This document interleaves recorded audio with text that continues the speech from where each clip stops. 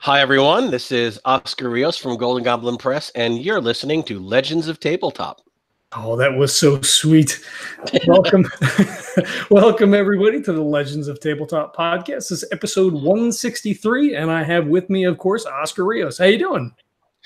I'm doing as well as anyone who's been running a Kickstarter for a week and is right on the bubble of funding. So I'm not sleeping well, and my nerves are shot, but living the dream.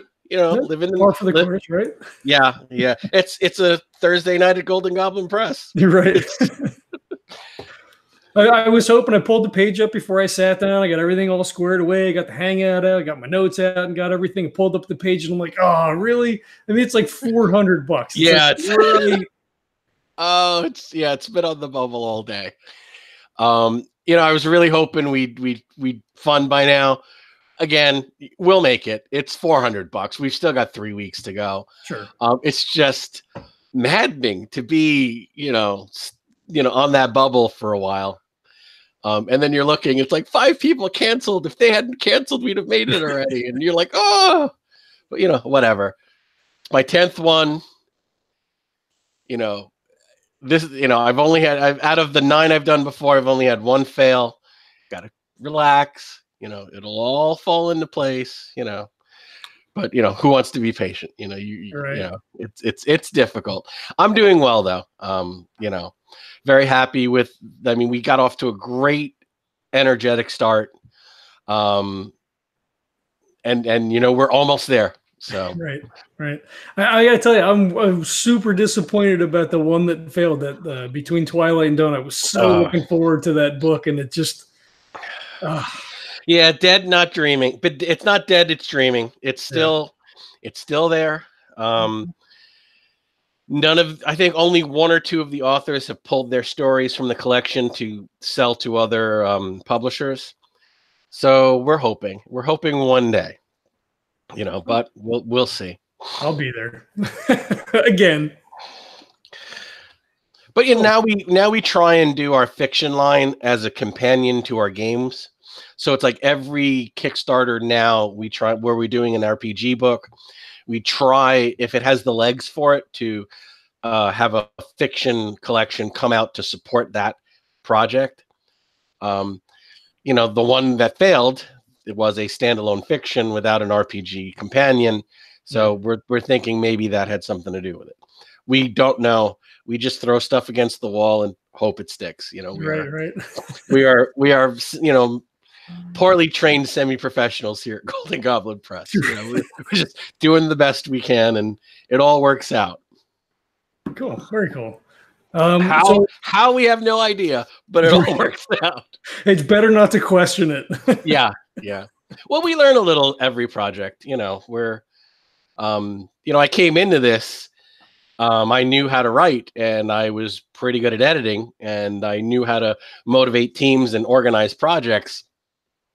I didn't have a lot of, business experience of running a small business, and that has been the learning curve. But, knock on wood, 5 years later, we're on our 10th Kickstarter, That's awesome. The same boat. Like, I listened to a lot of podcasts, so I was like, sure, we could probably do that. Figure it out. It's whatever. Oh, you burned for that. You burn. Yeah, well. Fire will produce some really strong steel.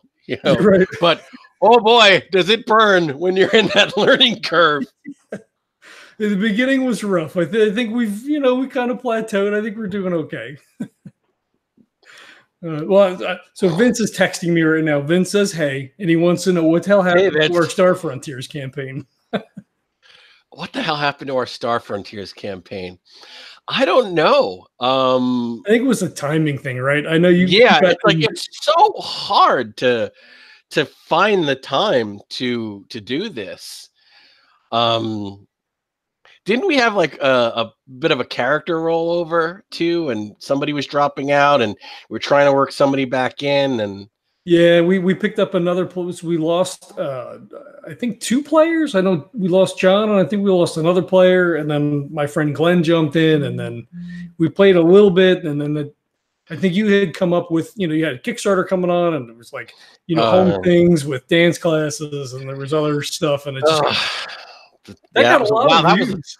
Well, I would love to revisit it someday. I do love the Star Frontier setting. I loved how we were doing the Saurian immigration storyline, which with current events would be even more topical today. Right. But no, sci-fi is really, before Call of Cthulhu, there was Star Frontiers, and the only thing before Star Frontiers was, second edition Advanced Dungeons and Dragons, because I'm old. Yeah, the Spelljammer and things like that. Oh, Chill was in there, and Chill was my gateway drug to Call of Cthulhu. Okay. So you've got a new collection out. It's set in the 20s. It kind of creeps into the 30s a little bit. This one's a little bit more, a little darker, a little bit more mature. Why this collection? Okay, so it all started with Cthulhu. Okay. Which I've got to tell you, we're really, really super proud of how this book is turning out. I ran my Cthulhu adventure at a convention in Connecticut over the summer. It was the first time I'd ever run Cthulhu. It was the first time I'm running this scenario. I had 7 players. I had one standby that I just couldn't turn away. So I split one of my pre-gens and I said, okay, you 2 are twin sisters. And it was like 2 identical twin sister cats. And they were totally cool with that. So they had exactly the same stats in school and skills. And I just changed the names. That's slightly. Awesome. But that was one of the most intense, dramatic Call of Cthulhu games I've ever run at a con. I mean, I had 3 people cry at the ending. Wow. 4 including me, like in full-blown tears. And I had literally people from the next table over stop and come over and surround my table and say, "What the hell are you guys playing?" And we're like, "It's called Cthulhu. It's Call of Cthulhu with cats, set in Dark Ages Paris." And their jaws just dropped like, holy, and it was as cool as it seemed. I was surprised at how quickly everybody acclimated to being a cat in the Dark Ages. So lots of cat lovers, lots of Cthulhu lovers. So anyway, we were hoping to do some stretch goals, and Jeff said, I want to do a scenario where cats are in a detention center, in an immigrant detention center, and have that as the backdrop. Jeff Muller, our editor and one of the authors, day job, he's an immigration lawyer. And it's, a difficult time to be an immigration lawyer because, he's dealing with so much stuff. So he wanted to vent, for every author, what you write is something you need to get off your chest. It's something you want to share. It's something you want to talk about, something you want to start a conversation about. So he's like, I want to do a story about cruelty in an immigration center, and the cats are the ones solving the mystery. And I'm going to set it in, I think he was going to set it in modern times, of course. And then we said, well, that may be hitting a little close to home. Could you change it to the 20s? He's like, sure. I could change it because you've got detention camps in Cuba and all sorts of stuff. We didn't make the stretch goal. The Cthulhu book settled down. We moved on to other things, So we're talking about what we're going to do this year, what projects we're going to do. And he said, I'd really like to write that immigration, the detention camp scenario. He goes, and it doesn't need to be with cats. It can be with, regular scenarios. It's a really good idea. And I'm like, all right, well, that's kind of a heavy topic. And I said, I have a scenario like that I've never even considered publishing because it's a heavy topic. And he's like, well, what's yours about? And I'm like, it's about date rape and illegal abortion in the 1920s. And he's like, oh my God, that sounds amazing. And I'm thinking, you know, is it? oh, it's, I'm extremely proud of it. I've ran it at cons. It is very dark. It is very dramatic. People get very invested in the story. And it's a horror. It's a horror that, you know, it's a horror that's very understandable. It's a horror that you see on the news. Right. And, you know, God and God forgive our poor society. It's a horror that so many people face in their lives. And he's like, well, that sounds amazing. We should totally do it. Now, here's the thing. I love Jeff like a brother, but there's a short circuit in his brain somewhere. He wrote a scenario that was, and it's in the Invictus one we've got coming out, that is very dark and very violent. And it has, you know, rape and forced breeding and bestiality. It's the goddess of the white apes with the apes of Opar. And I'm like, well, would you like some help in rewording the trigger warning? And he goes, why would we need a trigger warning? I'm like, because you have rape and bestiality. And, yeah. and he goes, well, I guess I'm jaded. I didn't realize that. I'm like, didn't realize that. This is horrific. I mean, we're going to publish it. We're a horror company. It's what we do. But dude, if you don't see that this is horrible. So Jeff is like, look, I've done dark collections before. We're in the horror business. You know, what are we, you know, let's do this. Right. He says, if we've got your scenario and we've got my scenario, we've got the foundation of a whole collection. I'm sure that we could find other people who want to write very dark stories about very difficult topics. So we made a wish list with 2 columns, the authors we'd love to work with and the topics we'd love to cover. And we were able to get people to sign on and pick from that wish list.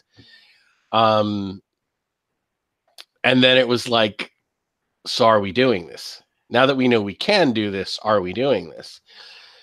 And it was a concern, to be honest. I actually sat down and I spoke to my family before I made the final decision to do this, because I wanted them all to be aware we're going to be doing something very dark that deals with a lot of very touchy subjects.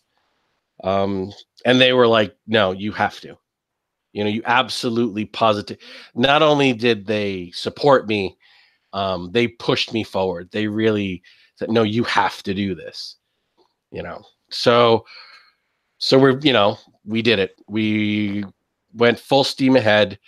We were going to do the Britannia and Beyond, the Invictus Kickstarter earlier in the year because of some issues with our parent, with Chaosium and others. We were not able to move forward with that in the timeline.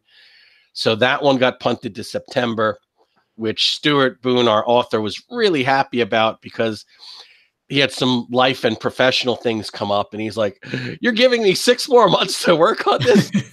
You know, thank you, Jesus. Right. So, right. You know, you're like, oh, is Stuart going to mind that we're punting him for half a year? And for the record, no, Stuart didn't mind at all. He was thrilled.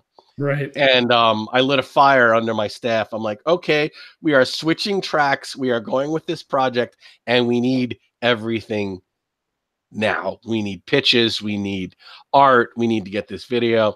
So it was a runaway train for a few months to get it ready to go. But we had a great launch.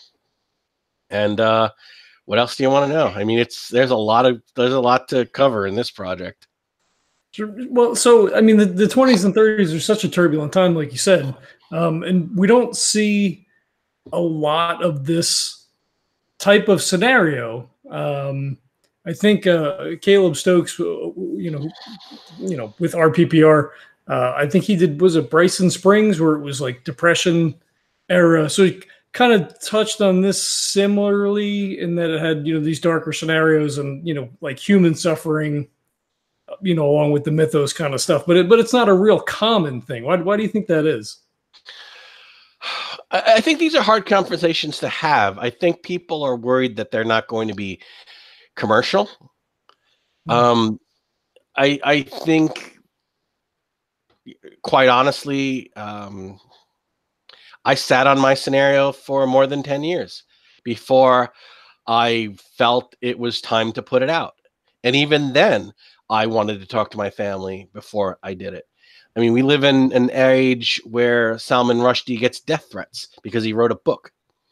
We live in a time where, sudden random acts of violence because people don't agree with your point of view on certain things are unfortunately a risk.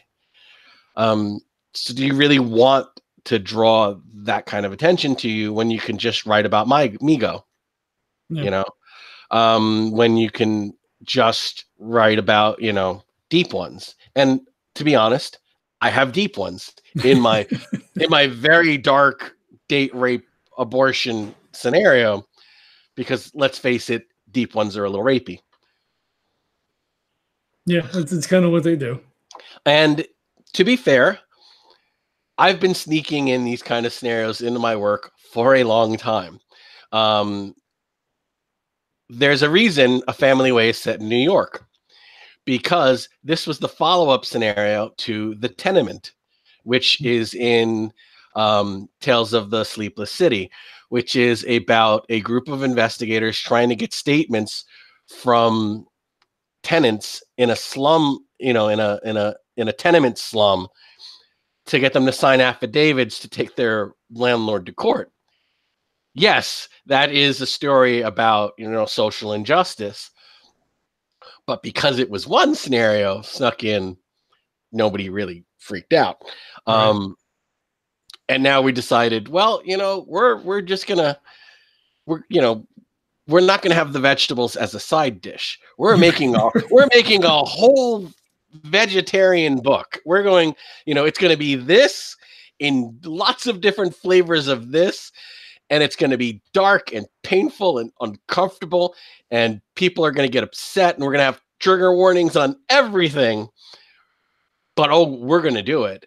And so yeah, that's where we did it. But why aren't there more like this? Because they're hard to write. They're hard for the authors to write. They're hard for the players to play. You really have to have conversations with your players. And even when they know what they're getting into, I've had players know what they're getting into, listen to the trigger warning, and halfway through the scenario said, can we take half an hour? Can we just stop and get some air? And got some air, talked to them, and said, I didn't think it was going to be a problem, but it's bringing up a lot of stuff, and I just needed a minute to center. And I'm like, do you want to continue? And like, yes, I do. I just needed a minute. And those moments are very powerful, and there could be a doorway for conversation.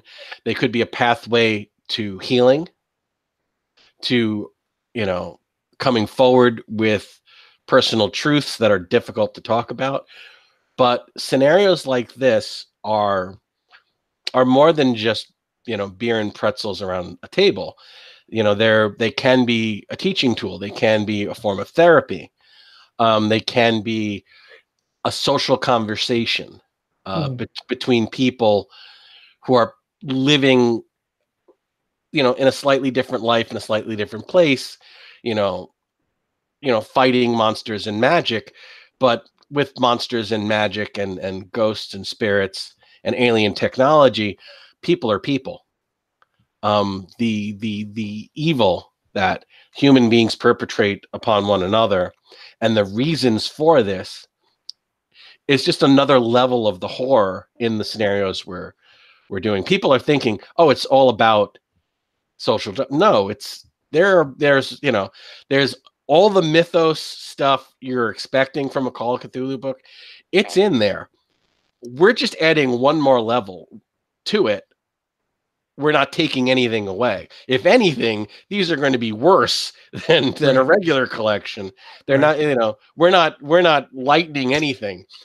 We're darkening, if any, We're not adding cream. We're adding more black coffee. This is an espresso shot. This is not creamer. Right.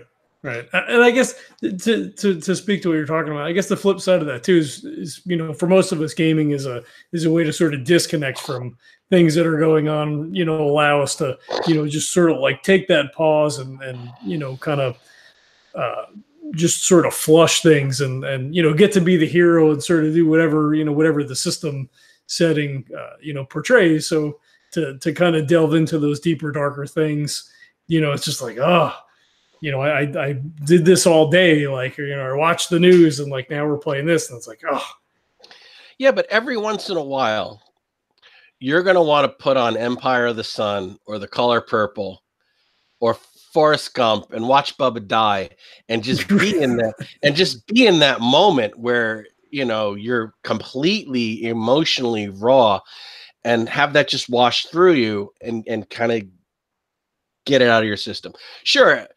You're going to want both. There's room for both. Sure. There hasn't been a collection like this. There have been scenarios here and there, but there hasn't been a collection that it's all going to be dark. And sure, maybe your group's not going to want to play 5 of these in a row. That's fine. You can sprinkle them in. Sure. But every once in a while, you're going to get that serious-minded group that really wants to do something, deeper than killing some Kobos and stealing their treasure. And don't get me wrong, I love dopey, fun, brainless. We were just talking about our Star Frontiers game. I ran a Robotech game based off the Dread system at Kineticon, and that was absolutely ridiculous, and people loved it. I mean, I was actually playing the Robotech soundtrack. Nice. During the game. Yes, I do have the 25th anniversary Robotech soundtrack. So I had all the theme. I even played the mid-break bumpers when people went to the bathroom. So yes, there's room for just complete fun, ridiculous gaming to just laugh and get it off of your chest. But there's also a very valuable place for very, deeply emotional, dark sorts of experiences at the gaming table as well. Sure. Now, is this a theme that we're going to begin to see sort of running through Golden Goblin Press? I mean, you have the story you're telling us about the Cthulhu thing. You have the Heroes of Red Hook, and now this collection here. Or is it more that, hey, we're not going to shy away from these topics as opposed to kind of putting them to the forefront? Oh, we've never really shied away. When a dark story cropped up, we post a dark story. In our very first book, we had Let the Children Come to Me, which is very dark, one of the darkest things we've ever did. And we haven't really gone that dark since, although we've had some that had trigger warnings here and there. This is the first time we decided we're really going to delve completely in. I don't think we have the fortitude to do lots of books like this. This is going to be very draining on the staff and the authors because of the depth of the weight of the material. After this, we've got Britannia and Beyond planned later this year. There's a huge demand for the Cold Warning stretch goal that we didn't make, A Haunting in Kingsport. I'm playing with the idea of launching a short 1 or 2 week Kickstarter where it's just going to be that scenario. So it'll be like Cold Warning and Riot at Red Plank. It'll be that thin one scenario thing. Because that one was, that we planned to do one scenario, and that one was a runaway train, and we ended up doing 3. The third of which is, I'm really looking forward to that coming out. But no, it's not going, this is not a turning point. This is not, this is not a change of course. This is us doing this, and then the next thing will be something else. Sure. I mean, I mean, we've done a Cthulhu Kickstarter. We'll do anything. You know, if it's entertaining, we've got authors interested in doing it. If I'm, you know, half drunk and I think it's a good idea at the time, and you were there when that book was born, right. If for some reason something happens that enough of us are passionate about, oh yeah, we're going to do it. And luckily, enough of our fans have always decided they'll take that trip with us, and you know, it's been a ride. Right. Well, and that's, we were talking beforehand. I mean, that's the sort of thing. Like, I don't know that I'll ever run these, but you know, I kept saying, oh, we're launching at midnight on Friday, blah blah. I'm like, shit, midnight on Friday? That's like 9 o'clock for me, early backer. Like, you know, yeah. And it may never come off the shelf other than for me to read through it. But it, you know, it's about supporting, you know, independent creators to get, you know, their vision and to be able to bring things to bear that, you know, we can all get a crack at, you know. Right. I'm thrilled to. One of the things I'm really thrilled about is we've got 3 authors who haven't written for us before. That's cool. So we've got Helen Gould, Charles Girard, and Christopher Smith Adair. And Christopher Smith Adair he's got a career. He's got a body of work. He's just never, somehow, you know, we just haven't worked with him yet, and this worked out great. You know, delivered the pitch we were looking for, on the topic we were hoping to get, and we're really thrilled to be working with all of these people for the first time. Cool.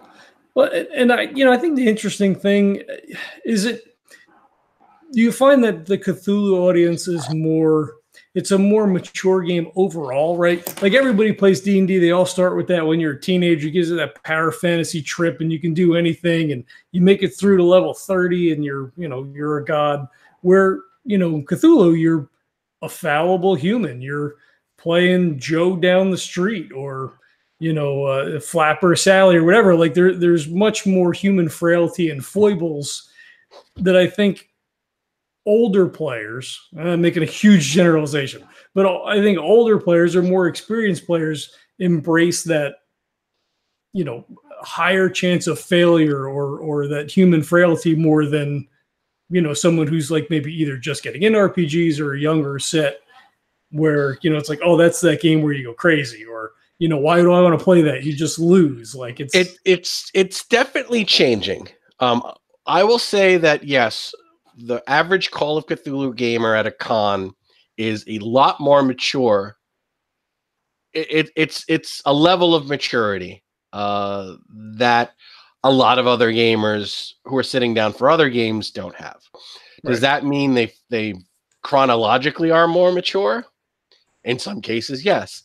But we have a lot of parents playing Call of Cthulhu with their children, which is really amazing.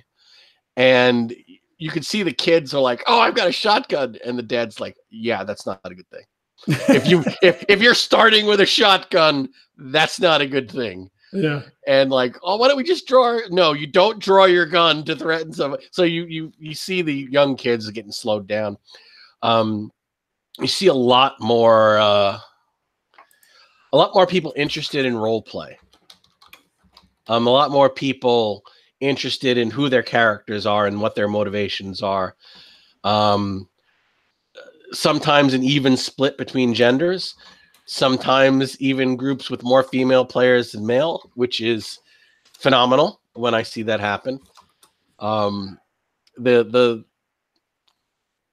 don't want to make generalizations, but women and men in a group together. It's a whole total different dynamic than just men or just women. Yeah, it changes for sure. So I love that mix. Like, when you get a well-balanced group of maturity levels and genders, and they'll see, like, one person will see something that no one else will because of who they are and where they're from. Mm-hmm. And they'll bring that forward, and everybody else will be like, either, no, that would be so unlikely, and then and then the light bulb goes off, like, oh my God. So that's always wonderful. So I think as somebody who runs Call of Cthulhu at cons a lot, I am blessed with the quality of the Call of Cthulhu role players.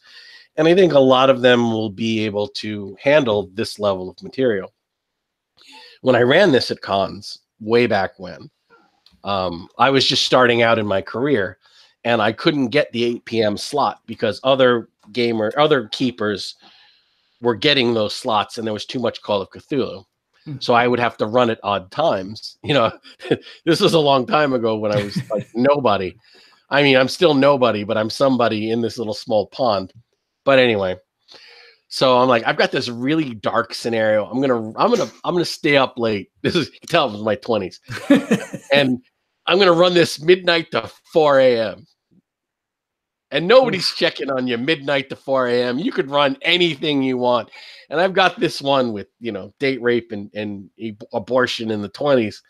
And I've got players sitting down at midnight to play this.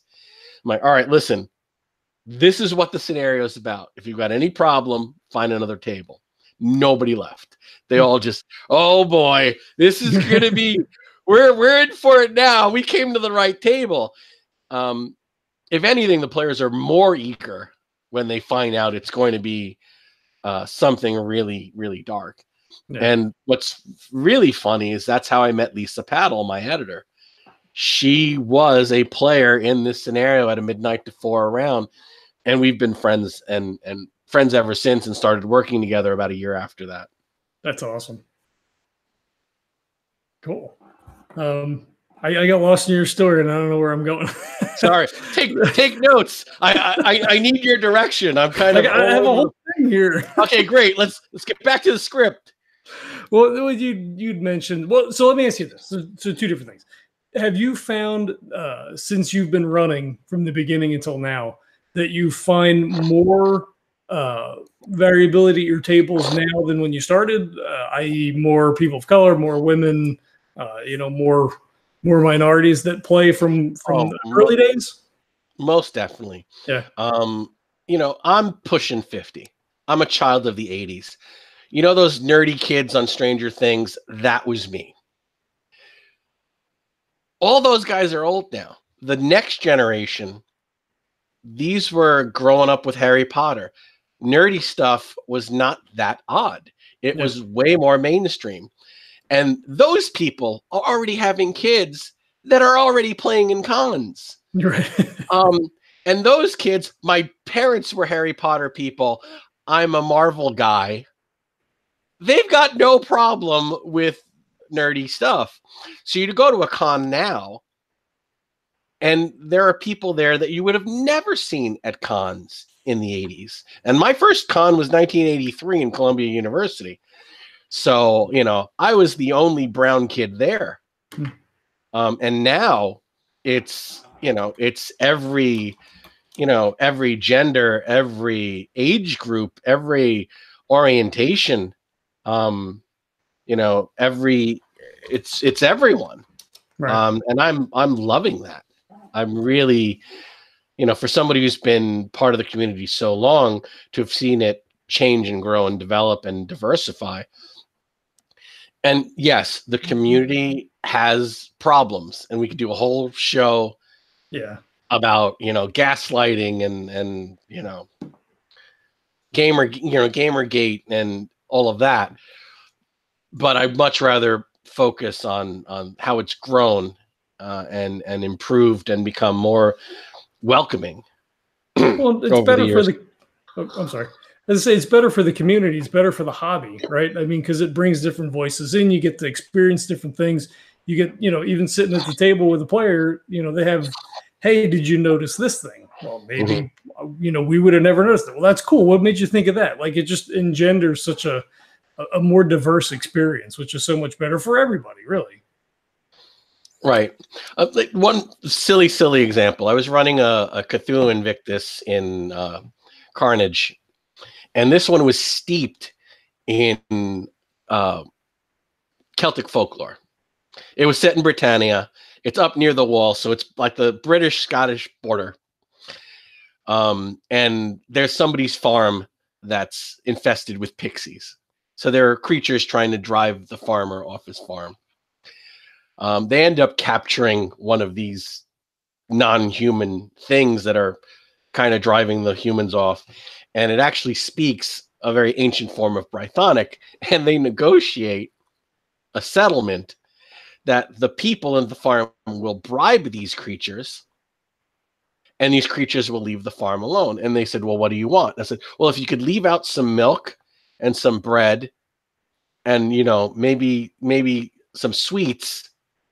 And this one, woman who was, ethnically Irish and into her culture was like, oh my God, it's your typical fairy offerings. Mm-hmm. I said, are we the people who created this myth of leaving milk and bread and cookies out for the fairies so they'll bring you good luck? Because they said, well, we could also use our magic to help make it rain more regularly and help the animals be more fertile. Like, we don't have to use our magic to hurt the farm. We can use our magic to help the farm if you just let us live in this cave and you don't bother with us and leave out some food. Yeah. So again, that was something that unless you had that, person who knew a lot about Celtic folklore for some whatever weird reason, quirk in her personality, like, she got that. And she informed the other players, like, oh my God, we're the creators of this tradition. Right. So she got it, but it was because we had such a diverse group and because we had that one wonderful oddball player who, for some weird reason, knew a lot about this obscure stuff. I knew a lot about it because I researched it to write the scenario. This was just something she had. So you're seeing more and more and more moments like that where people are bringing in this wide array of knowledge because of the diverse cultures and groups that they come from. They bring that to the gaming table. Sure. When you were telling the story, the first thing I thought was a butter tithe, to the fae, that sort of thing. Yeah. Cool. So to backtrack a little bit, please, and Call of Cthulhu, we have 7th edition, so that's new things, going to bring more people to the table necessarily every time we turn something over. Same thing with 5th edition, but with 5th, what you see is a lot of a lot more streaming, Twitch games. We play online too, although we're not doing D&D right now. So do you feel like the explosion really that you see with 5th and with streaming and bringing all these younger folks in transfers over to games like Call of Cthulhu and some of these other games like Day Trippers and other stuff to bring more people into the hobby overall? Oh yeah, definitely. You may come to the gaming hobby never having heard of Call of Cthulhu, but eventually you'll figure out that all that cool stuff in Hellboy and those monsters in Stranger Thing and everything in everything in The Thing, cosmic horror is out there, Reanimator, all of that. Eventually people will figure out, hey, wait, there's a role-playing game that I can go through an adventure like the movie The Void, or John dies at the end, and like that kind of horror, and there's a role-playing game for it. Well, I've got to try that. And usually when they try it, they're hooked. Right. I mean, we're not as addictive as Warhammer, thank God. And not as expensive. But we're a lot cheaper. And we take up a lot less room. And I remember I tried Warhammer once and I was praying I'd hate it. And I did. And I was like, thank you, Jesus. It's like I tried crack and I didn't like it. And I'm like, why am I trying this? Because if I like it, it's going to ruin my life. And I remember thinking that. But, they had, hey, come try Warhammer. We're doing a 2-hour dirty demo at the con. I'm like, I've got to try this. That's how they get you. God, I hope I hate it. And I did. Because I can't paint and I have kids. So it would have been a horrible hobby for me. Yeah, the first taste is free. That's how they lure you in. They're like, just look at all. We'll show you how to play. Here's the books. This is what you have to do. I've got my whole pusher thing for Call of Cthulhu too. I'm like, look, it's easy. It's over and under 1 to 100. If you know greater than, less than, and can count to 100, you can play this game. It's that simple. There's not a lot of math. What math they have, we have charts. You're gonna be fine. And there's no spells. And if you do get spells, You probably shouldn't use them, but we'll get to that. It's just you're a regular person. You know, Right. you're a waitress. And they're like, okay, I can do that. I can do waitress. And then 4 hours later, they're like, are you running anything else this con? Oh my God, this is amazing. And then, you know, I see them at cons every year, you know, and the fan base grows. Yeah. See, I like that so much more these days. And maybe it's just because I'm old now, but like my favorite games are just like our Fear Itself game. You know, you're just normal people, right? So the decisions you make really matter because there's no magical heals. I mean, I guess there could be, but typically there's not a magical heal spell. Like if you get hurt, you're in the hospital. Like you're done, son. Like that's it, you know? So like, we'll spend far too long a lot of times debating on what path we should do and like how do we want to approach this thing we're trying to figure out. But like, wow, it really matters in a fictional, not real way. Oh, it does. It does. And the fact that it's rooted in reality makes the stakes way higher. I remember having one player put a 45 round bullet in a 12-year-old's head, in a 12-year-old's chest, because he was possessed by an undead wizard and he was casting a spell on a party member. And then the police showed up. Yeah. They were like, why did you shoot this 12-year-old boy on his porch? And he was like, oh, it's fine. It was self-defense. He was casting a spell on my friend. And I'm like, oh, this is going south real fast. But, you know, and then they're like, well, you know, when you say it like that, it sounds kind of crazy. And I'm like, uh-huh. So, again, the stakes are way higher in a game like Call of Cthulhu. Yeah, for sure, for sure. Maybe we should talk about what scenarios do we have in the Kickstarter? I mean, I don't think we really touched on it. Well, we're getting to that. Okay, so we've got 5 core, 2 stretch goal scenarios lined up. The first one in the collection is When This Lousy War Is Over by Brian Sammons. The title actually comes from a song, a Great War, World War I song that vets would sing, and it's about how great everything's going to be when they get home. Mm-hmm. And little did they know that they were going to be horribly damaged. They were going to have to fight for their rights. They were going to be dealing with high alcoholism, drug addiction, suicide, and the undiagnosed phenomenon at that time of post-traumatic stress disorder. These guys were pretty much told, suck it up, the war's over. What are you blubbering on about? And that's absolutely horrific. And that's a horror we're seeing today. Mm-hmm. And there is a mythos story laced all throughout this topic, which is centered on a veterans association in Arkham, Massachusetts. So you got a group of veterans, Great War veterans, meeting in their VA meeting in their VA group, Veterans of Foreign War Association. And they're all damaged. They're all dealing with their own demons. And then, the literal demons start to make themselves know. Basically, the theme is it's bad, and then it gets worse. And we're thrilled to have Brian back with us. He wrote Consumption for us a few books back. Another great Arkham scenario. So he's back in Arkham and back with us, and we're thrilled to have him. We have one of our newcomers, Charles Gerard. He is writing They Are From Away, which is set in Maine. They Are From Away is a Mainer saying, which means you weren't born here. Even if you came when you were like 1 year old, you're still from away. Mm-hmm. It's that whole us versus them mentality. Now, Maine in the 1920s, several interesting things happened. They had a lot of Irish and Canadian immigrants who were Catholic, and everyone else was pretty much Protestant. And the other thing that happened is the KKK was able to take control of much of the state's politics.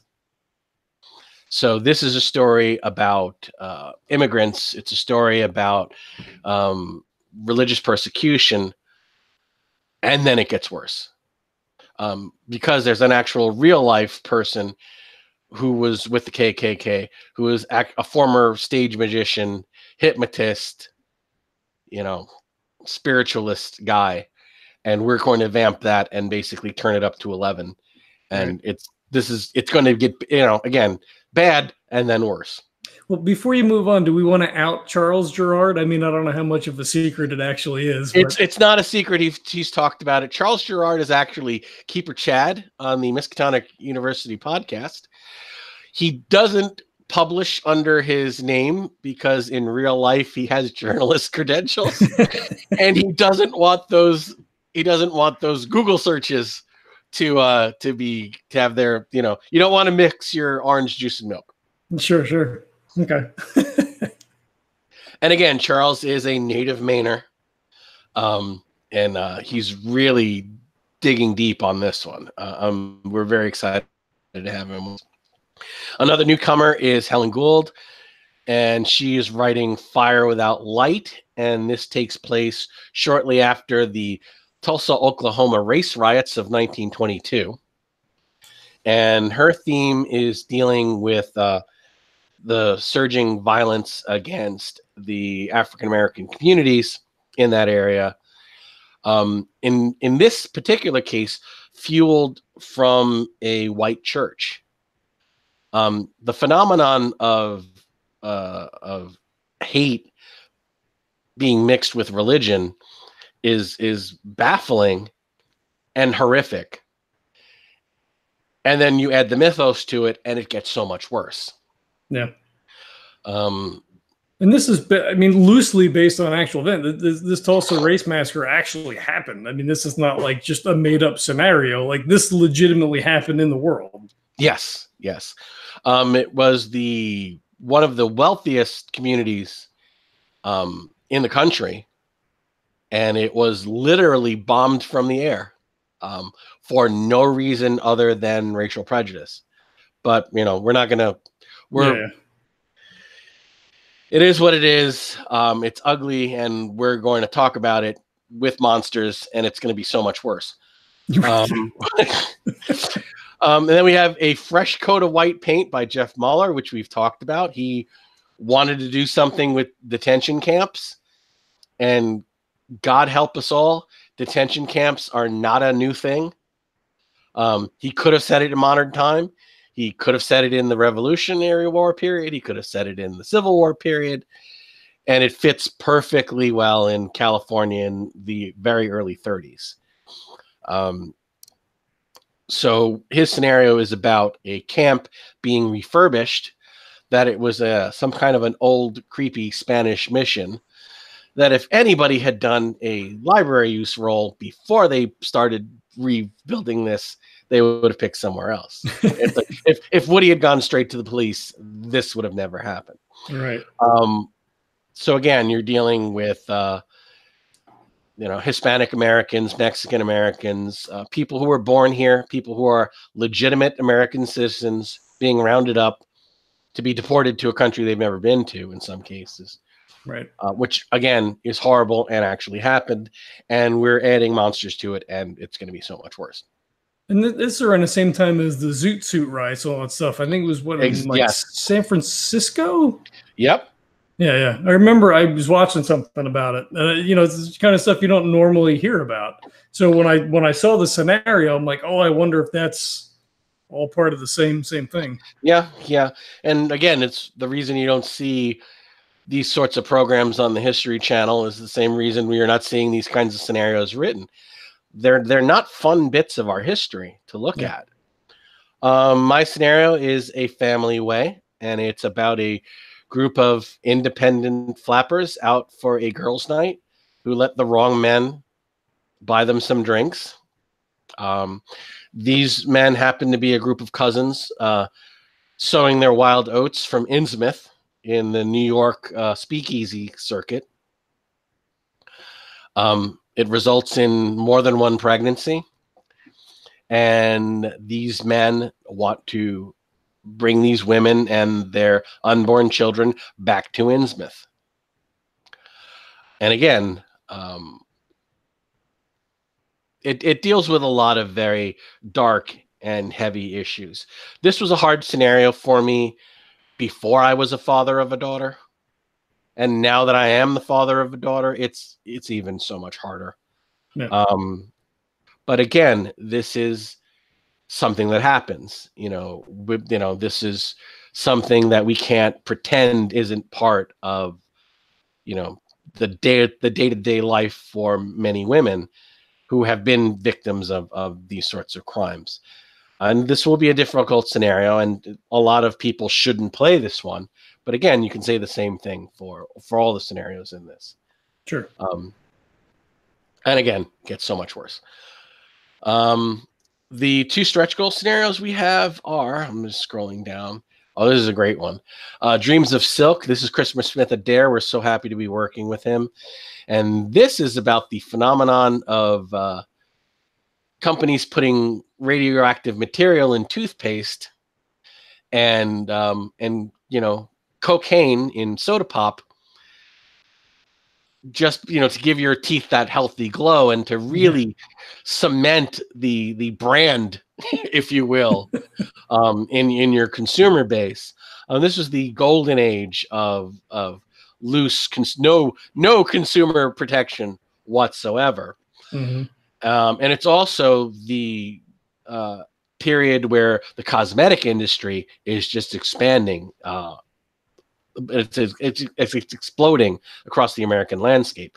So we have a cosmetic company in Pennsylvania, which traditionally had really bad consumer protection laws and employee protection laws.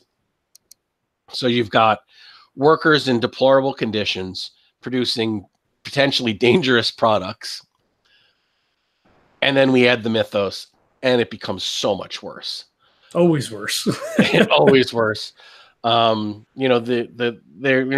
not a spoiler. It's on the Kickstarter. We talk about a miraculous secret ingredient. And any player who's ever played Call of Cthulhu is going to be like, oh God, this is going to go south really quick. They're gonna read the premise, and we need lockpicks and kerosene. Right.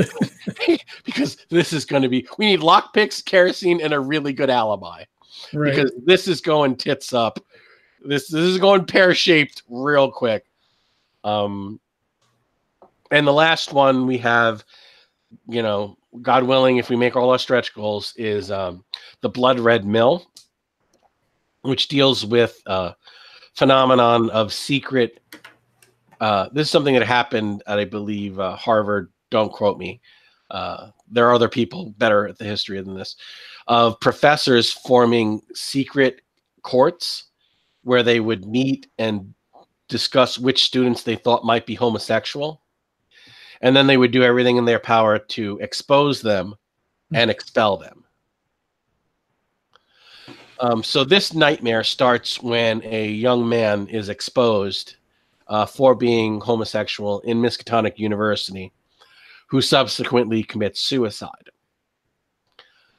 And then the murders begin. Don't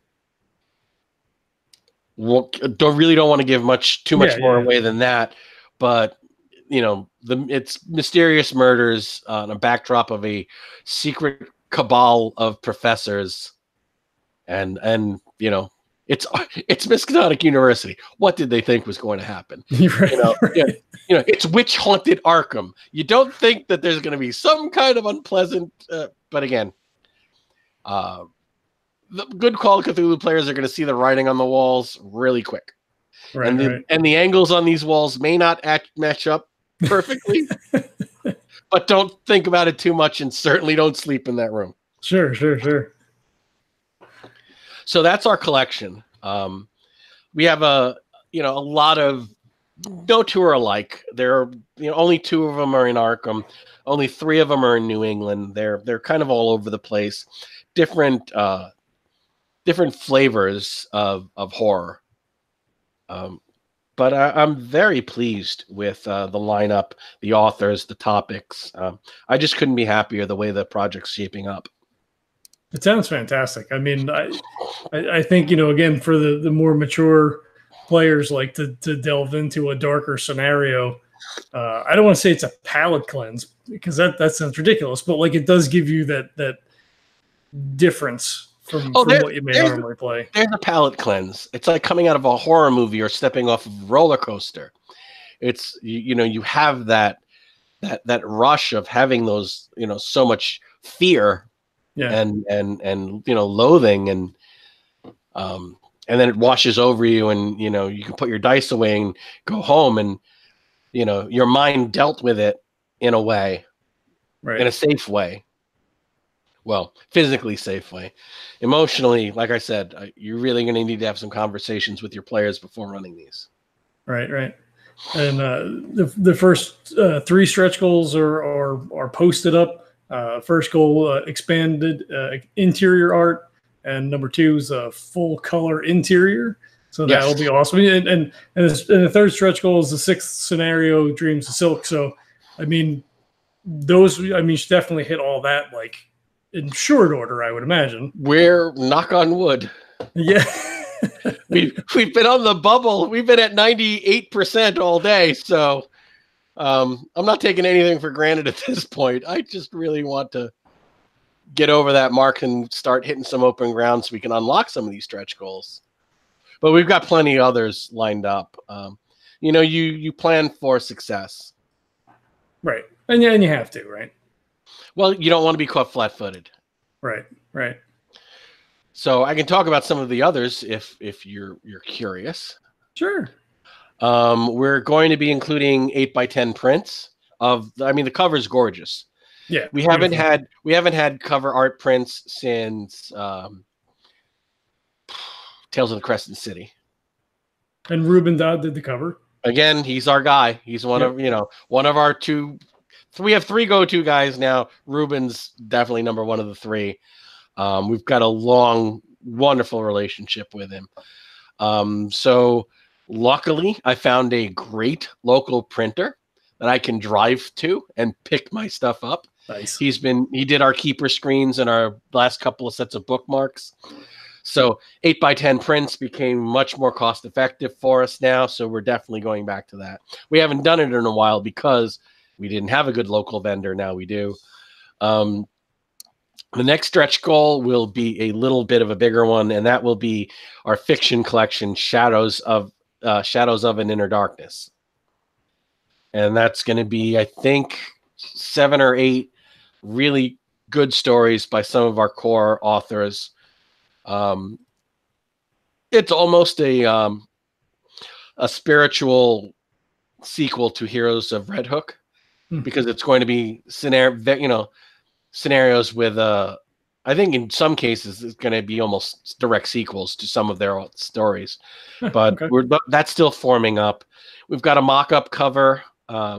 We've just released it on Twitter. If anybody wants to go hunt that down, I think it's on our Facebook page too. When we get closer, we'll release the cover on the Kickstarter page. And we want to do a collection of pre-gen investigators. We want to, we're going to let every author come up with their own. Mine is going to be a character I created as a pre-gen for my game years ago called Fanny McDougal.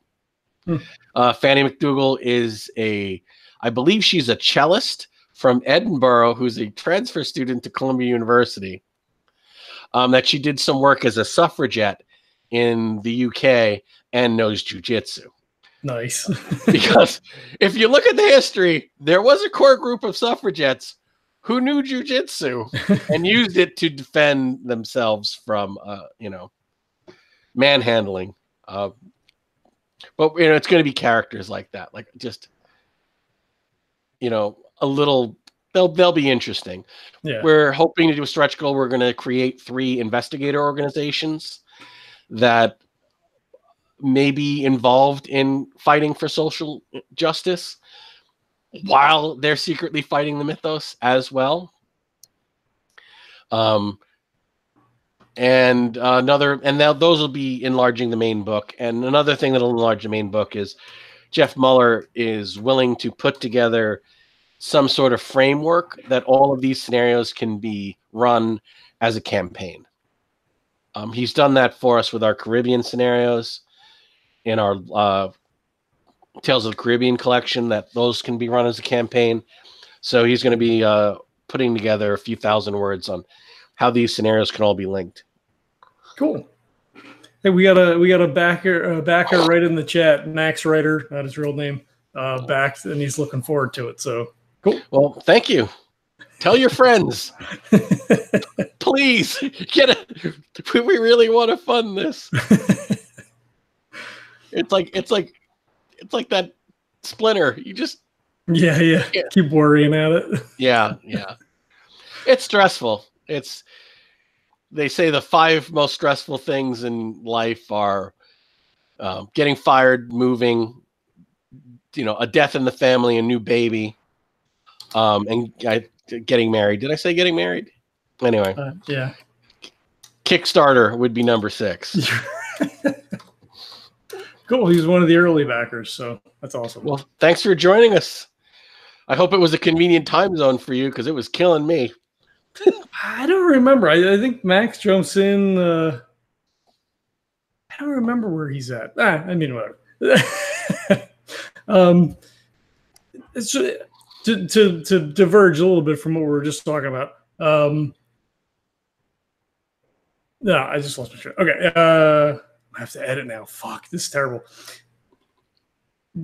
Okay, deep breath, pause, restart. Gonna edit. I'm relying on you, dude.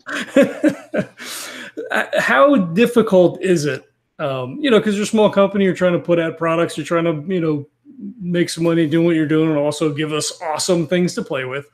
How difficult is it to strike that balance between putting out a consistent number of products and just like, come on, dude, another book? Like, I just backed that other thing. Like, give me a break here. We've learned not to do them too close together. Yeah. We haven't done one in a good long while. So it was definitely the time. We've learned not to do them at certain times of the year when people are getting ready to go away for cons, or getting ready to spend money on Christmas shopping, or still having sticker shock from Christmas shopping. Right. Which is why we won't be launching a Kickstarter anytime between Halloween and Valentine's Day. Yeah. No, we also won't be launching a Kickstarter anytime between June and September, because that's con season, and we know all of our gamer friends are traveling. Yeah. So we've gotten smarter about when to do these things, how often to do these things. We don't want to do the same kind of project every single time. Again, we had a Cthulhu Invictus book, and then right after that, we did a Cthulhu book, because no one had ever done a Cthulhu book, and if you wanted a Cthulhu collection, this was it. And that was very successful for us because it was such a unique project. This is a 1920s collection. We haven't done one in a while. So we definitely thought it was time to get back to the 20s. It's not as much of a grind on our staff, because we've increased our staff quite a bit. Now we have 3 editors working with us. Yeah, 3 editors. 3 different artists. We probably have about 4 or 5 new authors who are working with us. So we can have 2 editors working on 2 different projects at the same time, which is what we actually have going on now. So having multiple projects out at the same time has become easier, because we're working with more people than we used to. Okay, cool. And Max, he's got Invictus, and he's waiting on his Cthulhu book right now. He's a super backer. I just sent the edits for the Undesirables back to Lisa, and as soon as she's done with writing the Northbound, she's diving back on the Cthulhu book. But we're pushing writing the Northbound to get done, because we're hoping to put that out before the 1st of summer. And that will officially close the Cold Warning Kickstarter. So we're definitely hoping to put that one to bed, and then diving on the Cthulhu grenade and putting that one to bed. We want to get these things out. It's, you know, we've only got so many. There's only so many people pushing these rocks up the hill. Yeah, for sure. He said he loves everything Golden Goblin does ever since he stumbled back Isle of Ignorance years ago and never looked back. Well, thank you. Thanks, Max. Cool.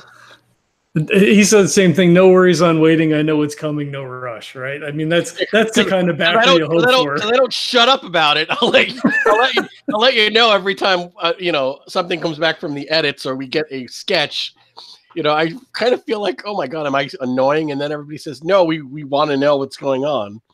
And they complain about the people like, we haven't heard anything in 4 months, and they promised they'd update every 2 weeks. But yeah, I have a Kickstarter I'm waiting on. We'll leave it nameless, but it's the same thing. Like, and it was one of those ones I jumped in like right at the last minute. I'm like, $15, like whatever. I'll just back for the PDF. Cool. We funded. Everything's ready to go. Like a year, nothing. And then, right. Oh, hey, well, this is what happened, and I'm going to recommit, and I'm going to get things going, and nothing. And like, no, you know, life's complicated, but like that's the difference we were talking about before. You know, before we got on air. You know, you're like super communicative, which is great, and maybe it's a little much. I don't know. You know, if you don't want to read it, you're like, I cool, another thing. I'm just going to delete it, whatever. But at least you know where things are in the process. And it's not like, you know, you're running away with people's money, right? Like, you know, books are coming. You know, it's not like, you know, oh, I've never heard of this person before or whatever. So, like, I don't know. For me, it's, if you have to wait, you have to wait. Like, it is what it is, you know? All right. I may not answer every email quickly, but I will try and answer them. I do not hide from people. You know, my email address is oscar@goldengoblinpress.com. OSCAR. You know, I may be slow to get back to you sometimes, especially in the middle of a Kickstarter, but I'm not hiding from anybody. You know, we're proud of what we put out. We try and keep our backers happy. It's not always easy, but we're not hiding. We're not avoiding, you know, we are accountable. When people give us their money in a Kickstarter, we're working for them. And we never forget that. We do not lose sight of that. Yeah. Sometimes that means we have to spend an extra 6 months on a project to get it right, so we can be proud of it. And, you know, we hate making people wait, but we would have hated a lot more putting out something we weren't proud of. Right. And those are usually almost always the reason for our delays. Sure. Yeah, definitely. In the discussion around the book, has it been generally favorable? I know, you know, you get the online trolls, you know, social, whatever. I think most of those are coming from Russia. So I'm not really, what's terrible is that whenever you deal with these sorts of topics, the rule of thumb is don't read the comments. You know, you never want to read the comments, but we're running a Kickstarter. We have to read the comments. And honestly, there have been a few really hard ones, and one or two disturbing ones. We're not going to shine a light on anything. Yeah. But a lot of our backers have really been very supportive. They're happy we're doing this. They're proud that we're putting out something so meaningful, I guess. I don't want to put words in their mouth, but we've gotten a lot of really great support from the community. Has it been universal? No. You know, we get the comments, oh, why'd you have to put out a political book? And I'm thinking, when did human rights become a political issue? But okay, you don't want to back, that's fine. You know, not every project is for every person. And again, we're not looking to fight with anyone. We're doing what we're going to do. If you want to come on that ride with us, great. We're happy to have you. If you're going to sit this one out, you know, check us out in September when we launch Invictus. We hope to have you back. We're not looking to make any enemies, but we're very passionate about this project, and we were going to do it. And we were hoping enough people would want to go on that trip with us that we'd be able to do it. And if we could just get those last $450, I'm sure I can finally say, oh, we're doing it, but I don't want to jinx myself. Well, Max said he likes the fact that you're focusing on this stuff and that it is important and something that we should be talking about. Right. Yeah, for sure. All right, if we could get since we're talking about horror and we work in Call of Cthulhu and all this kind of stuff, are there any things that for you are I don't want to say a no-go, but is there anything that sort of like gets under your skin? Like people have issues with like body things or like certain types of horror, spiders or anything. Is there anything at the table you're just like no, I don't want to? That's not for me. Torture porn. Things like Hostel and Saw, like that. It's a turn off for me. I would, if I did include something graphic, it would in my work it'd be more subjective. But in horror films, I won't. I've never seen a Saw film, and I'm probably one of the few people who haven't. Things like the green something, where those people went in the Amazon and they were just tortured. I'm like, yeah, I'm that's a no.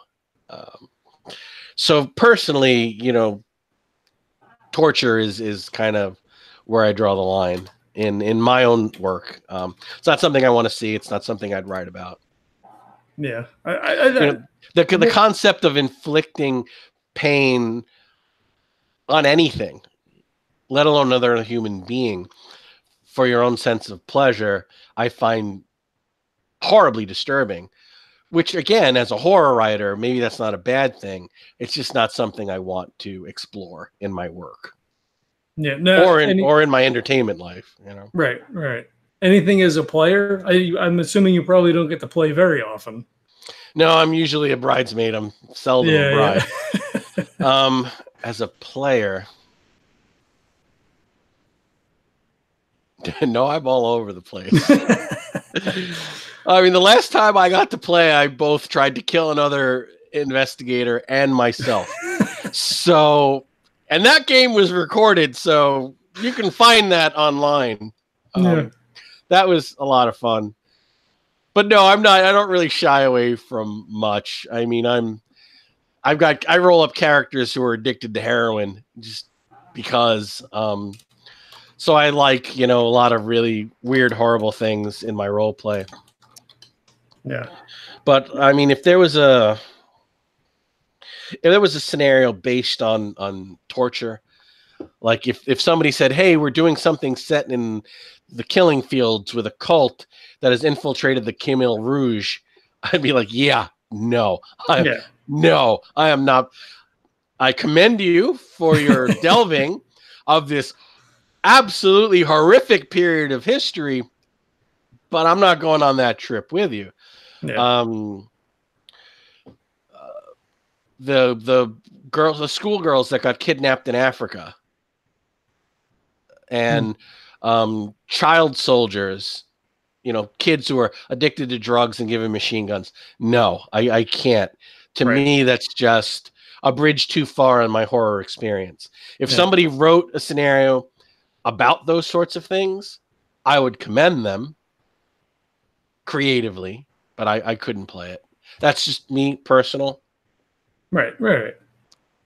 It's I'm the same movie wise. Like I don't the murder porn. See, I growing up in the 80s and 90s, horror movies all the time. Oh, let's go to Blockbuster and get a horror movie. Evil Dead and this, but then it was silly, right? It's blood and boobs and, the nail gun, the nails and nail gun massacre. You could see them bouncing around and, they're rubber. But now, with CGI and stuff, like, I think the Evil Dead 2 remake or the Evil Dead remake, you know, you just see like the needle in the eye. Like, I'm out. I can't. There's no reason for that. Yeah, it's too much. For me, believe it or not, I'm okay with the actual gore if it's a monster. But if it's a regular screwed up human being doing it to somebody else, that's where I draw the line. Like Evil Dead, all of that gore and violence, I'm okay with it because those people were possessed by demons and it's not real. Something like Hostel, where you've got just sick, demented people who want to. That can happen and does and has. So no, I'm not going there.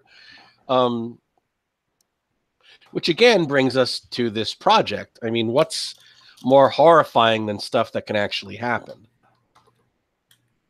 Yeah, exactly. Yeah, and that's a sad thing too. I mean, it is.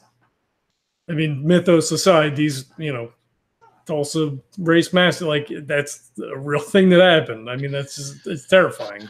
Right, a French Canadian immigrant family with burning crosses on their lawn. You know, somebody who was, you know, born in the United States being rounded up and putting in a camp. And these are horrifying things. Yeah. You know, a victim of sexual assault who's not being believed and having her right to choose what to do about this pregnancy taken away from her. I mean, again, I'm not a woman. I hate that my scenario speaks on a topic that I feel as a man I maybe don't have a right to speak on. But this was the story I felt the need to tell and empathize with that horror. But again, these are absolutely horrible, terrifying things that can happen. And then we add the mythos to them and make them worse. And in a way, make them more palatable because there's monsters involved. Again, like the difference between the Evil Dead remake and Hostel. Right. They're easier to talk about because there are monsters involved. Yeah. I think for me, tabletop-wise, I don't know. I haven't been put in that position to look at something and go, I don't know that I would play. And I don't know if it's just a disconnect, right? Because if you were in a scenario, you know, as long as it wasn't graphic, like you were talking about, like violence on kids and animals and things like that, like forget it. Like, you know, no way. But if it was in a scenario, I suppose it would depend on how it was portrayed. I'm gonna give you a question, and this is something that this is something real. This scenario actually exists. I have another really dark scenario, and God, now people are gonna want me to print it. That all of the characters are Japanese soldiers in World War II defending an island garrison from an American attack. I've got one pre-gen who is a veteran of the fall of Nanking. And he's a machine gunner. He has a Type 99 machine gunner. And in his character description, he's got notches for every woman he raped and killed in Nanking in the butt of his rifle. And on the character says, but it's not like it matters. They weren't people. They were Chinese. Which is absolutely horrific. But that's one of the pre-gens. Yeah. And when I run that, and I don't run it often because, I mean, for F's sake, you can see where this is all going. Yeah. I have to pull that player aside and say, this is the character. Are you okay with this? And a lot of times they'll say no. Yeah. And I can't do this. I do not want to even walk 10 feet in this man's shoes, let alone, and he's not meant to be a positive character, but historically there was that mindset with some people. So if that happened and you were given that character, could you play him? I don't think so. Right? See? So you, it's like you said, it's what's on the sheet. So like that's the you know, I don't think so. I mean, that's it just makes you feel icky. Yeah, and again, it's a very dark scenario, and that one deals with again some really the horrors of the Pacific War. You know, the genocide aspects of some of these things.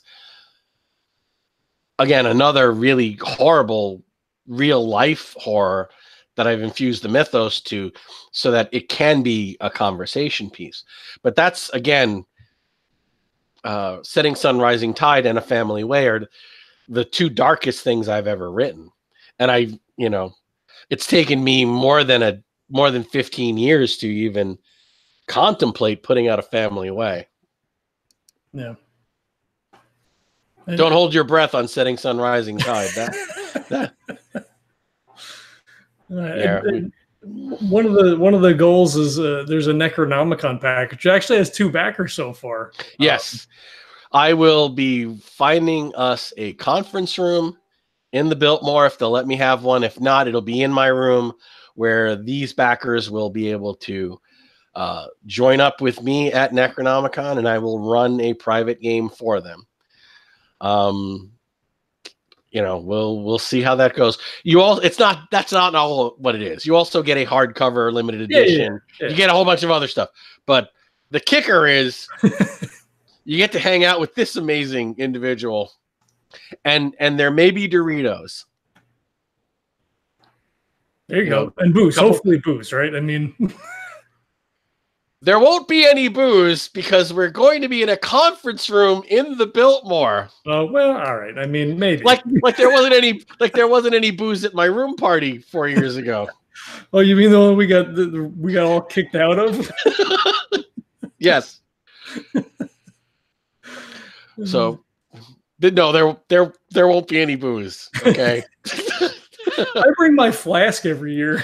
There's booze everywhere. Yes, I know.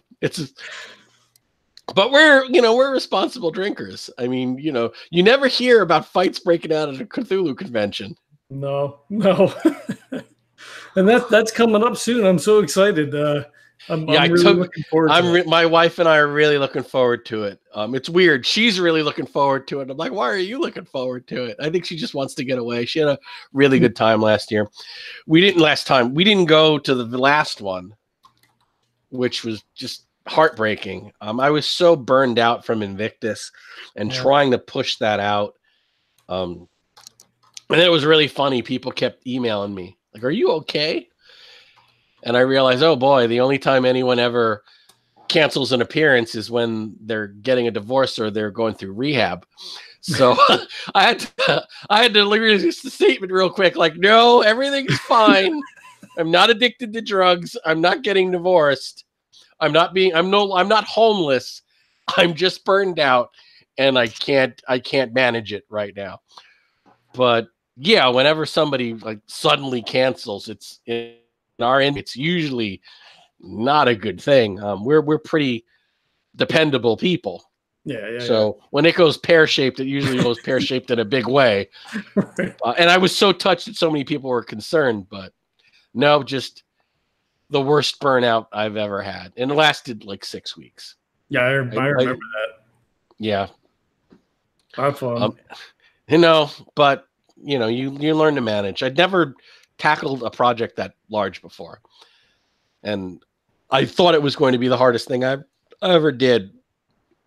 And it was, but I had no concept of of actually how hard it was going to be. I would have done it either way. I mean, when they said, do you want to take over the Call of Cthulhu line? And I'm like, we get to re-release we get to remake Cthulhu Invictus the way we've always wanted to. Well, of course we're doing it. We'll figure out how later. Yeah. Yeah. That's why I'm not asking them about Cthulhu Dark Ages anytime soon. Right. I was going to ask you about that. No, I'm terrified. I recently found a ton of Cthulhu Dark Ages stuff when I was cleaning my den, and I'm like, I'm not even talking to Chaosium. I don't want to mention it. I don't want to ask a question, because if they say, "Hey, do you want to?" I'm like, "Oh God, you know," because I know I'd say yes. It's like Warhammer. Like I really hope, you know, save me from myself, because God knows I played like 3 straight years of Cthulhu Dark Ages. I love that setting. Do I want to release another rule book anytime soon? No, no, yeah. I do not. I can now add game designer to my resume. That's a hard hat to wear. It was much harder than I ever thought it would be. It fit well at the end, but it took 2 years to break that hat in.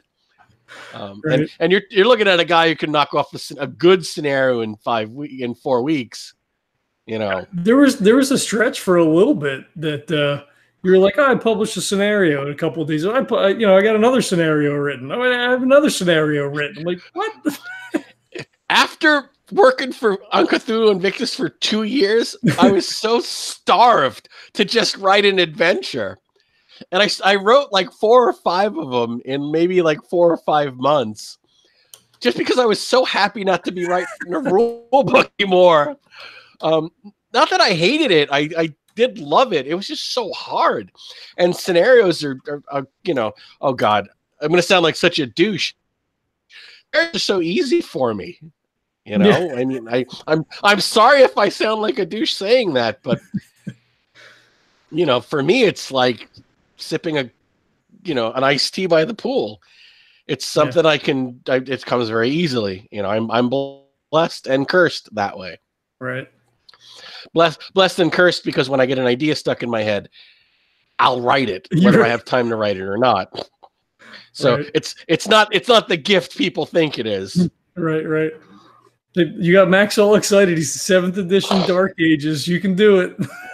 Nope. I can do it. I'm not gonna. No way. I am not going to do that. They've got better people they can get to do it. All right. I don't know. God, please, no. And then I think to maintain that, I need to put out a Dark Ages book every year. Like I have to put out a Cthulhu Invictus book every year. Yeah. We've got like 4 people who work for this company. It's more than that now, but come on, we all have day jobs. You know, we're doing this from our laptops, you know. Yeah. I wonder how many people realize that for a lot of these companies, that like it's just a couple of people or one person or whatever. Like it's not a full-time gig for a lot of people. I think even when I tell them, I think they forget almost immediately. Yeah. because they expect me to have the same shipping rate as Amazon. And I'm like, you do realize it's like 6 douchebags working off their home computers in between their day jobs, you know, when they're going, you know, and going to the grocery shop and going to the grocery store. You know, there's no warehouse. There's no shipping department. There's no the warehouse is right behind you. Yeah, the warehouse is these boxes in the back of my den. You're but we're passionate. We love what we're doing this because we love it. You know, Keith Herber taught me you better have a good time doing this because you're not going to make any money at it. And I cry and I tell myself that all the time to remind myself. But we do love what we do. That still doesn't mean I want to do 7th edition Dark Ages. Right. All right. Well, if we're not going to do 7th edition Dark Ages, what else do you guys have coming up? What else is in the works? Britannia and Beyond is written. We have several scenarios for a future collection called Tales of the Pacific, which is scenarios set across the Pacific Islands. I've been tapped to write the one in Ponape. So that'll be interesting. It'll be basically what happened to the Kanaki after Obed Marsh came and found that they were wiped out. You know, what happened to them. And I get to write that. I haven't written it yet. We're definitely doing that because we have a cover for it. So we're not making Ruben go through all that and not do the book. So we're doing the book. It's just not going to be this year. And then, and I hate to say this publicly, we are in the research phase for doing our first 1920s campaign. Oh, nice. Is this exclusive? You're probably the first person I've talked to about it. This may be a 2020 or a 2021 Kickstarter. We are hoping for a large American Call of Cthulhu campaign that travels from New York to California. And much like the Europeans like to talk about the Orient Express, in this country, we had something called the Lincoln Highway. Oh, I remember this. Okay. Which is the the transcontinental highway leading from New York to California that closely follows many of the pioneer routes that the wagon trains took crossing America. The first scenario, which is one of the ones I'll be writing, actually begins at the offices of Golden Goblin Press. Nice. where the players are hired to go through an apartment they've recently purchased all of the items in this apartment from an estate sale. There's a story in New York about a pair of, I think, rich siblings who lived in a penthouse that no one had seen for a while. And there was a legend that there was a fortune hidden in their apartment. So somebody broke in and tried to rob them. And when they went in there, it was a hoarder house. Oof. And the burglar was killed in an avalanche of garbage. And the smell, I believe, alerted the authorities. So the players will be hired by Golden Goblin Press to go through this hoarder penthouse to see if there's anything valuable in this mountains of garbage. And you find something that leads to a multi-state road trip of horror. It's a dream project of mine. It really is a dream project of mine. It's been something I've been poking away at mentally. We're definitely doing it. A few months ago, I actually sent a copy of the Lincoln Highway book to Jeff Muller to get him percolating about it. And there's a wonderful book from the 20s called The Guide to the Lincoln Highway that tells you every town that the highway runs through. Nice. So we have our roadmap. Right. We don't. Jeff is definitely attached. Jeff loves the idea. We have no other authors. We have no artists. It's in the concept phase, but those are the 3, possibly 4 projects. If I do a Haunting in Kingsport as a standalone, as a 1 week thing, like we did with Cold Warning, those are the next things we have, for the future. But we'll see how it all turns out. If we don't make this other $400, there. Are you checking now? Are you actually checking to see if we've got any? Yeah. I haven't wanted to look all evening. We're still not quite there yet. Oh, and there's been some movement. It's $20 higher than it was earlier.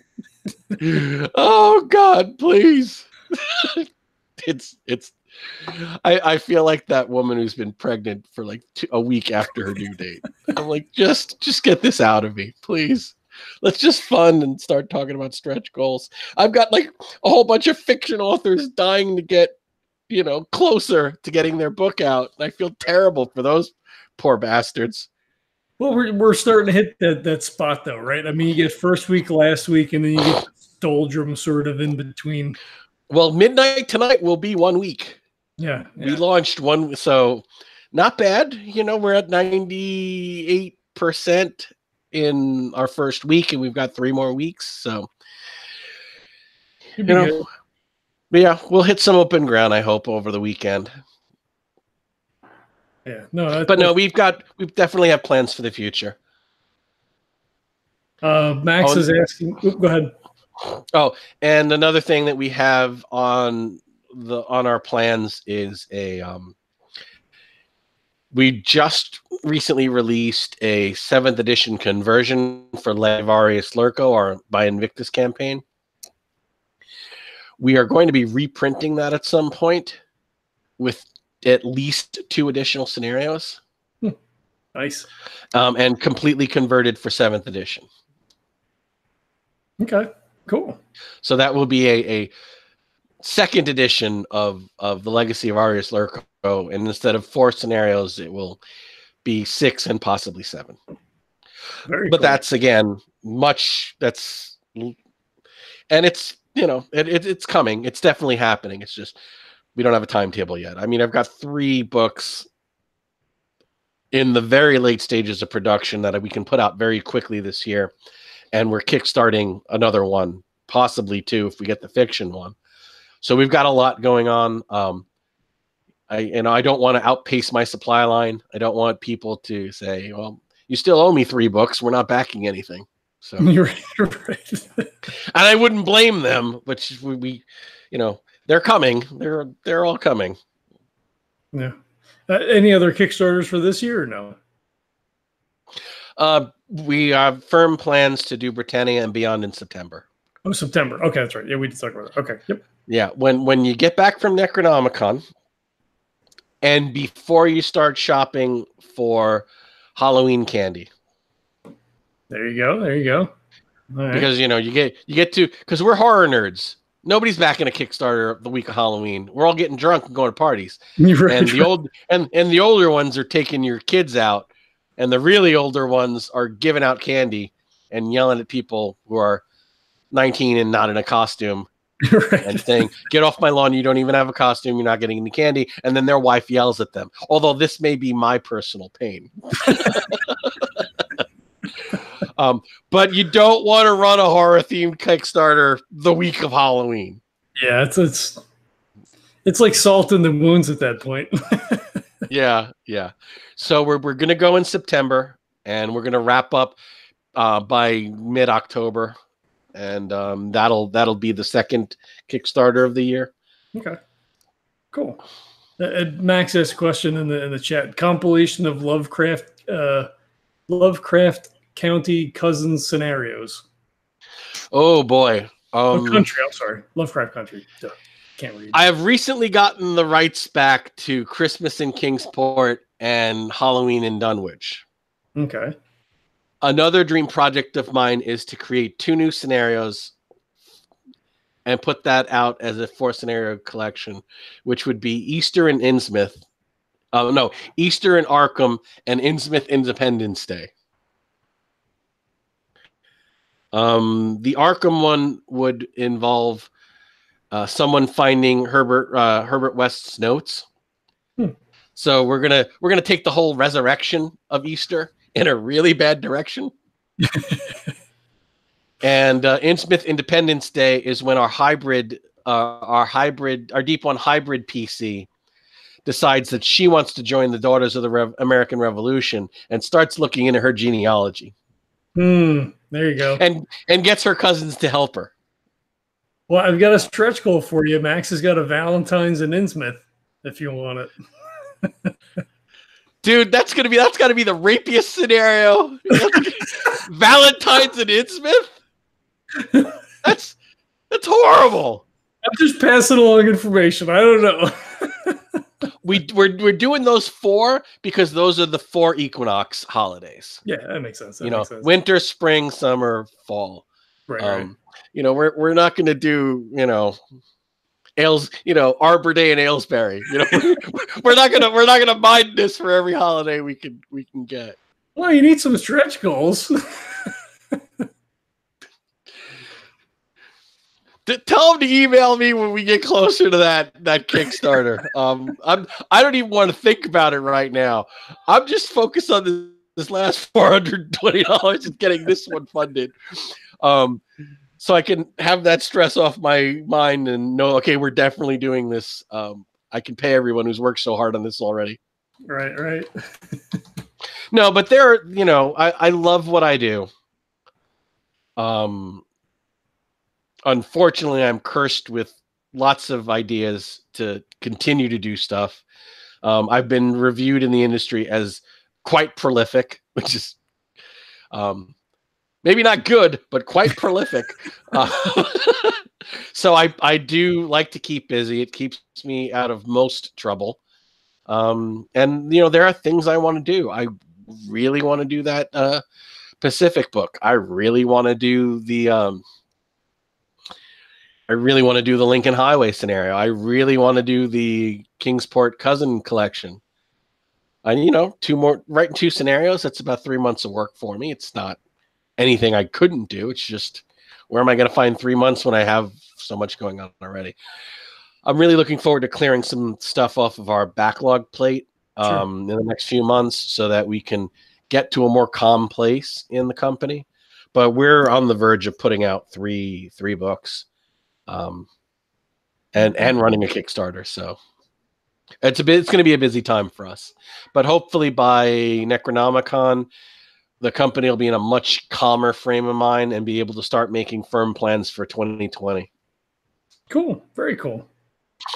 Well, I'm looking forward to seeing you in August at Necronomicon so we can hoist the glass together. Amen to that, brother. We'll have to see if we can carve out some time. I know it's so much busier for you guys because you're running scenarios and doing panels and doing all kinds of stuff. You got the table and everything. I wish I could talk about my panel. Oh, I can't. Okay. But I'm. They actually accepted a panel that I pitched, which, as you know, is not easy. Mm-hmm. Everybody's always got panel ideas, and there's only so much time and that they can fit programming, but they were able to take my panel. Cool. And I will hint that one of my co-panelists who's helping me put this together is Chris Spivey. Oh, cool. Nice. I'll have to make sure I get up there and record that one. We're really looking forward to it. I'm thrilled. I've actually already submitted my gaming events. So yeah, I'm in. All right, I'll have to keep my eye out for that too. Sometimes I wonder, right? Because we get a chance to play, online. So when something like Necronomicon comes or Carnage, not that I'm going to Carnage Con, but when you're in a public space, sometimes I kind of want to hold back from that. For people who may not have an opportunity to play with you, if that's the one time they get to see you, I kind of feel bad about jumping in and trying to take a spot, You have the same right as anybody else. I know. Whoever reserves a seat at the table comes and plays. I know. It's whatever. At least I know you're a good player. Well, thank you. With decent hygiene. Although I have to say that the Necronomicon people are the cleanest gamers you'll ever meet. Yeah, for sure. Well, and there's a lot less of us, too. It's horrible that you notice that. There's not 30,000 of us crammed into Providence either. Well, knock on wood, it's getting more popular every year. Yeah, well, it's a good thing. It's good. It's still a good. Providence is not that big a city. Well, yeah, that's true too. Cool. All right. Well, I appreciate you coming on. It's always a pleasure to talk to you. I know we talk offline, here and there, but it's nice to get to sit down and chat for a little while. It is. This was nice. It took my mind off of things for 10 minutes. You have to stress, because if you don't, nothing gets done. Yeah, no, I hear that. I feel that. the urgency of now. Yep. Well, that's good. You're living in the present moment. Yes. The only place to be. Well, the only place you can be, unless you're delving into, unless you're hanging out with Randolph Carter. You're right. and you could project. Yeah. But No, we're trapped in this one temporal space. No, I'm living. I'm doing the best I can every day to make sure that everything keeps moving forward. I know I've got backers eagerly waiting, depending on us, and we really work hard not to let anyone down. And we as backers appreciate that. Well, we appreciate your support. We can't do any of what we do without your support. Yeah. I mean, again, that's what it's about. We were talking about it beforehand. It's just, getting in and supporting good people, doing cool things. And, we get books out of it or we get, whatever. But, it's nice to throw some support out so that you can continue to do the thing that you love. And then, we get books to play games that we love. So, I mean, it's awesome. Yeah, it is. It's awesome for us, too. Like when we're looking at websites and podcasts and, as an author, you find a group that's, on YouTube that's played something you wrote. And you're like, holy hell. And you're sitting there watching or listening to people play your scenario. It's just, there's nothing like it. I mean, it's, you hear their interpretation, you hear their reaction, and the little tweaks the keeper makes to run the narrative forward with his particular group.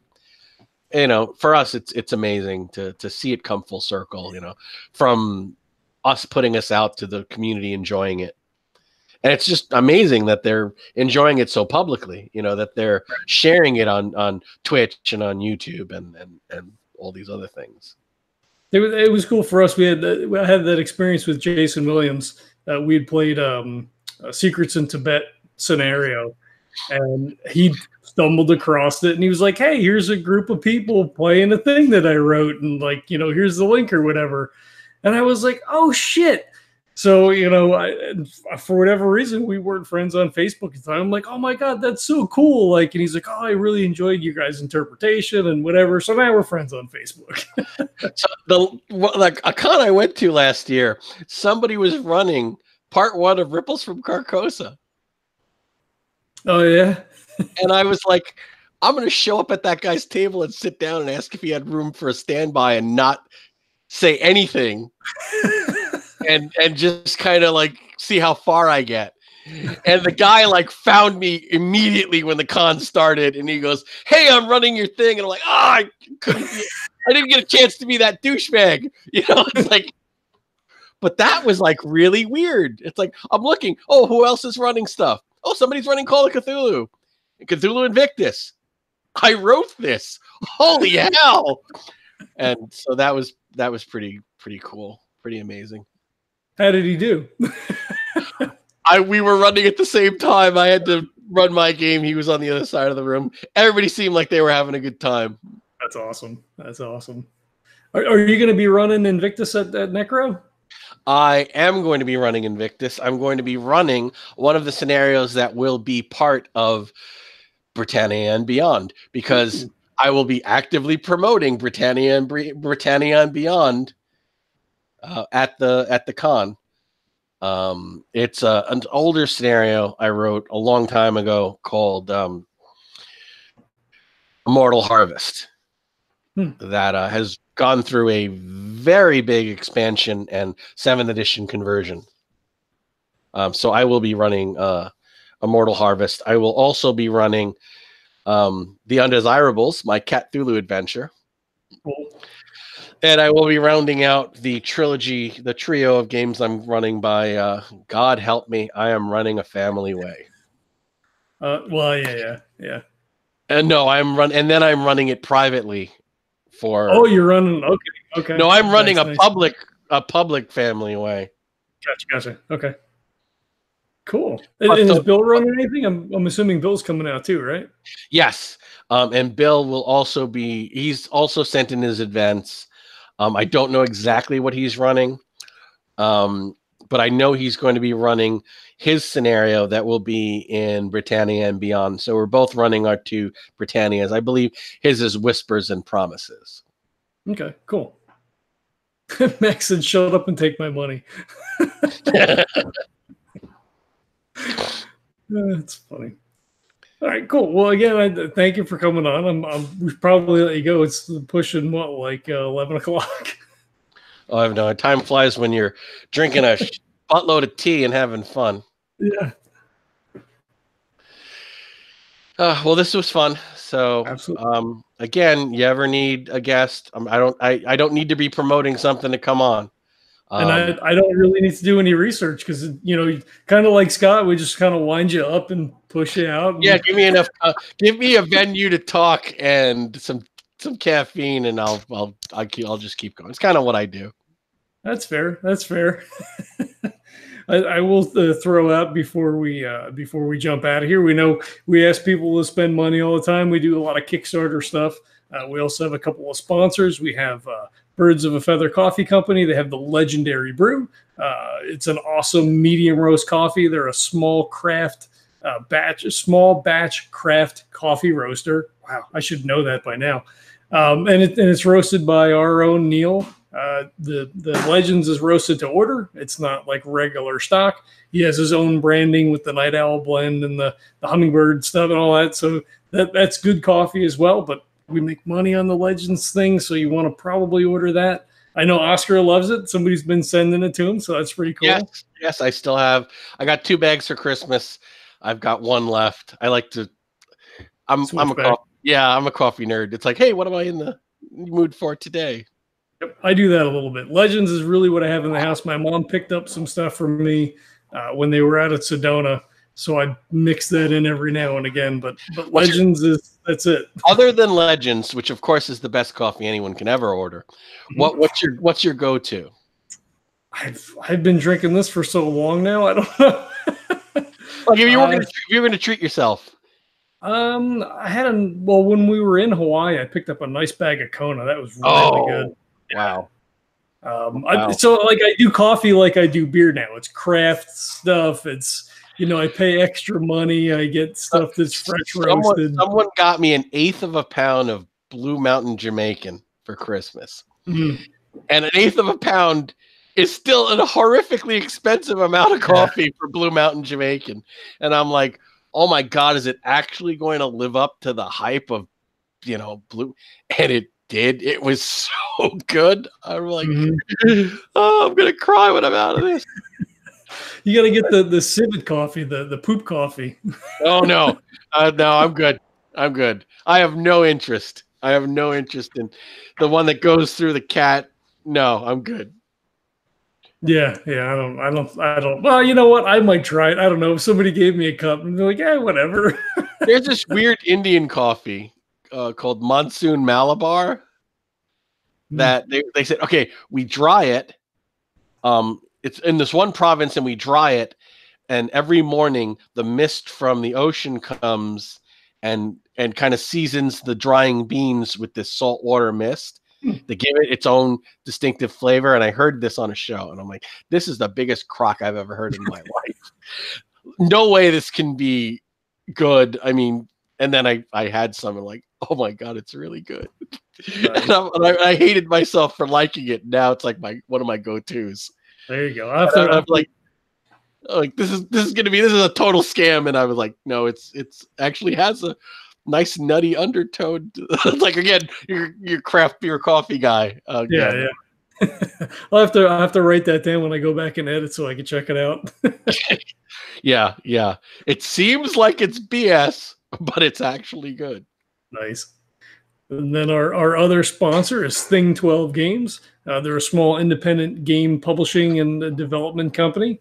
They've got cool games like the Dice of series. They have Dice of Pirates and Dice of Crowns. They have Click Click Boom, which is a social deduction game. They have Seals of Cthulhu, which should be shipping soon. It's probably on pre-order now. They have something else that I'm forgetting. Hold on. Seals of Cthulhu. Are we talking like the locks or the animal? It's a 2-player card game. Each player has an identical set of cards, but one player is the cultist and one player is the investigator. So the value of the cards is inverse. So if you're the investigator, the seal is worth, unless I'm mistaken, I think it's worth 1 point. but for the cultists, it's worth 5. See, right? I was hoping it'd be like the animal seals. Yeah. Oh, yeah. That would have been an amazing game. Right. But I can see how the other one works better. Yeah, I mean, it's okay, right? It's really cool. Their production value is great. They do lighter, smaller fare. You're not going to get like at least right now, you're not going to get a heavy euro from them, but you're going to get some fun games, something you can stick in your pocket. You can take around, you throw it in a backpack. I take them with me when I go to conventions and stuff like that. Of course, we play around the house, and they're good guys, right? Like Oscar, you want to support good people doing cool things. Thing 12 Games, you can support them as well at either Birds or Thing 12 Games. If you use the code Legends10, you're going to get 10% off your order. And we hope you order early and you order often. All right. I will check you guys out later. Thanks for tuning in, and we'll catch you next time. Bye, everyone.